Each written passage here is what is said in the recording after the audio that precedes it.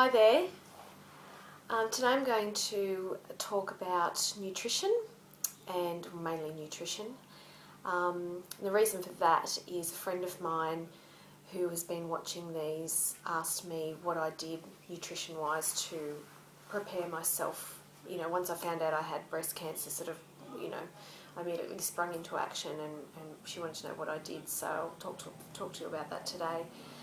But just as a side note, I wanted to say that I think nutrition obviously is a really, really big thing in preparing your body and in also healing your body as well. Some people do it just with food. They don't have chemotherapy or radiation. They just do it holistically with nutrition and meditation, all that sort of thing. And some people have been successful doing that, so more power to them. I think I couldn't do that. I didn't have the courage to simply do that myself. But I take my hat off to anybody, no matter what they decide to do. No matter what you do is a brave decision, because it's hard.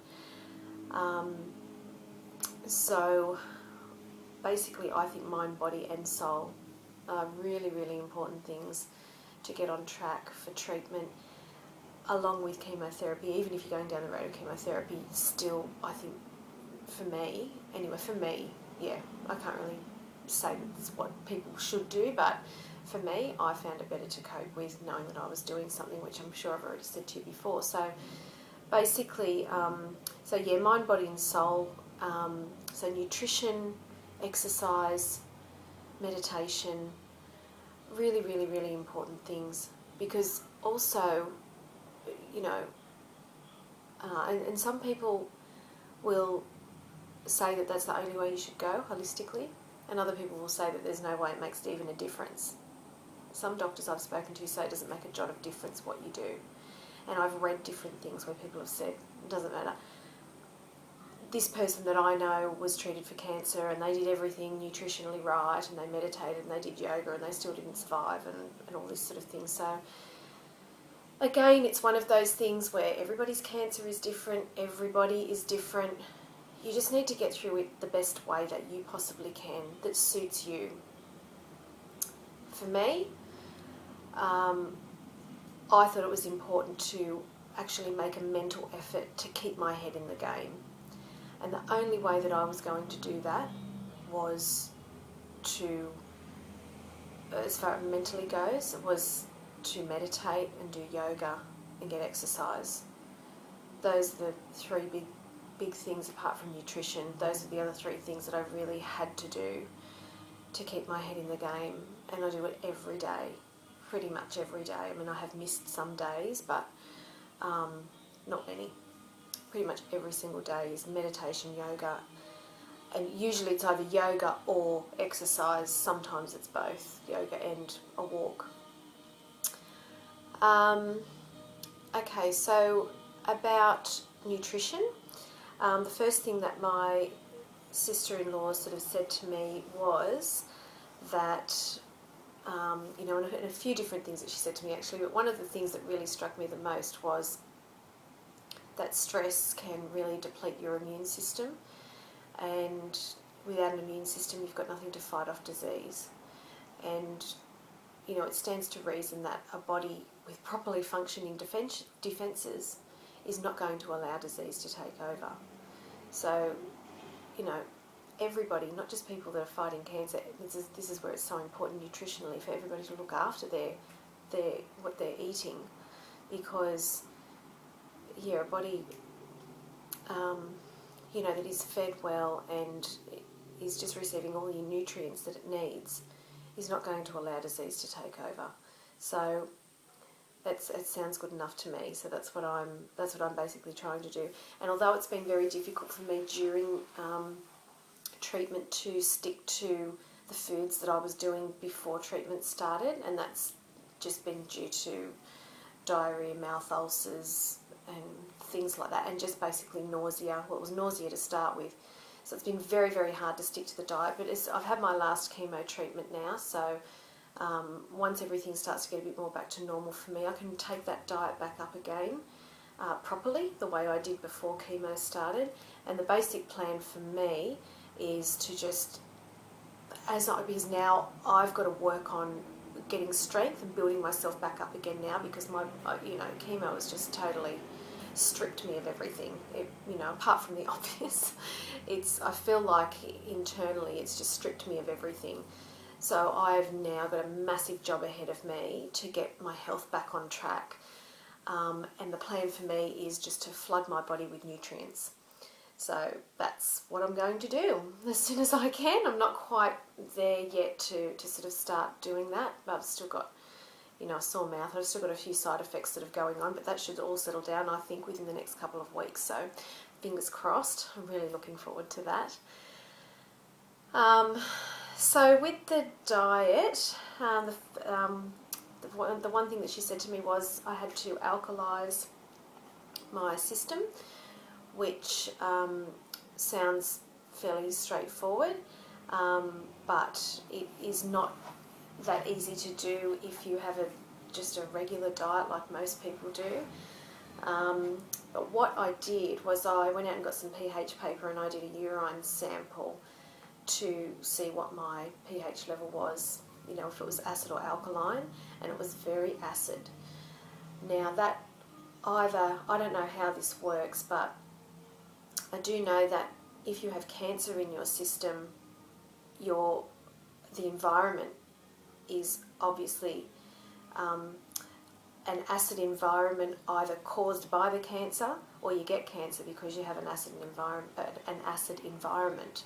So I don't know what came first for me. I don't know, because I already had cancer when I tested the pH level. So I don't know if my acid was from the cancer or if I had a high acid level before I got the cancer and that's why I got it. I don't know. So the challenge was on, basically. I had to alkalise my system, and I managed to do it within, I think it was between 2 and 3 weeks. I had alkalised my system. So what I did was I just was straight into all of the alkalising foods, and there is a list, and you can Google this, so you'll be able to find out for yourself. There's a list of foods that are, and there are really, really the most alkalising foods that you can have, and then there are foods that are just, generally alkalising, and then there are foods that are just really bad for you, which, I think we all know.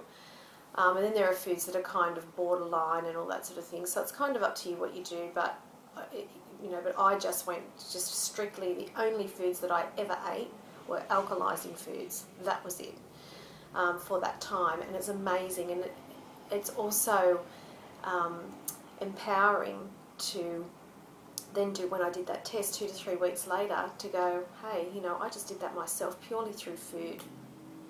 Purely through what I was putting into my mouth, I managed to alkalise my system, which is a pretty big thing, so I was impressed with that. So the most alkalising things, and my sister-in-law said to me, celery, celery, celery. So, yeah, that's what I did. Lots and lots of celery, cucumber, spinach, kale, avocado, broccoli, capsicum, anything from the cabbage family. So those were the biggest things that I made sure that I had every day. And also, so the rule too is 80% alkaline, 20% acid, and of that 80% that you're having alkaline, half of it should be raw. So what I did was I basically just juiced. I was having about 6 or 7 juices a day, and that was it. Strictly for the first week, I don't think I ate anything. I just had 6 or 7 juices every day. And needless to say, I lost a lot of weight, which is not a bad thing. It wasn't like I was skinny at the time, so that was completely fine. And I knew that it was doing my body good, so I wasn't too worried about it. But there was one thing my naturopath did say to me, to be careful not to shock my body into detox, because it was the last thing that my body needed at that stage.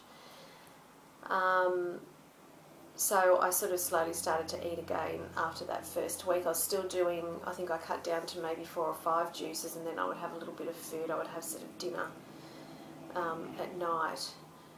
So yeah, that was all I did. It was just, and basically what my juices consisted of was, and this is still what I do today, a handful of kale, a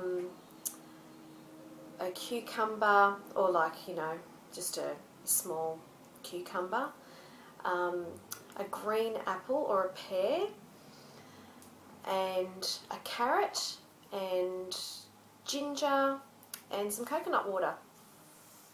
And that is generally, and if I mix it up, I'll just change the fruit. I might have a green apple instead of a pear, or, you know, instead of the kale, I might have spinach, or, you know, you just sort of mix it up. Or I'll chuck some parsley in there. Parsley is really, really great as well. Chard. What else? Oh, any of your greens, basically. Any of your greens are fantastic. So that was basically all I did. Beetroot, that's another thing. That's another thing that I'll mix up and put in there as well. I usually have beetroot every day. So yeah, that's basically it. And you know, the other thing too, I think, is that eating that way also starts putting you into a good frame of mind. And it's a great base to work from to start getting yourself mentally in the game, you know, to stay positive and just to keep on top of your emotions and you know, really seeing everything for what it is and not letting the drama get to you too much. If you're eating well, that definitely will help you mentally, because the more, we all know that the more sugar that we eat and processed foods, you don't think clearly when you're eating those kinds of foods, and that's not going to help you during this process. So yeah, just eating well and really taking time out for yourself and being a little bit selfish, which is very, very difficult if you're a mum. And that was something that took me some time to make sure that I did for myself. But now I make sure I do. At least an hour a day has to be for me. At least an hour a day. And it's not hard to do. Well, it hasn't been hard to do. I say that now because I haven't been working. On the days that I do work, it is actually hard to get that hour. So, you know, that's something that I need to prioritise and work out for myself. But, yeah, so alkalising the system, the most important thing nutritionally for everybody, and especially if you are fighting an illness. So, yeah, good luck. And buying a good juicer too, or a blender. Best thing we ever did. So, okay, until next time. Thank you. Bye.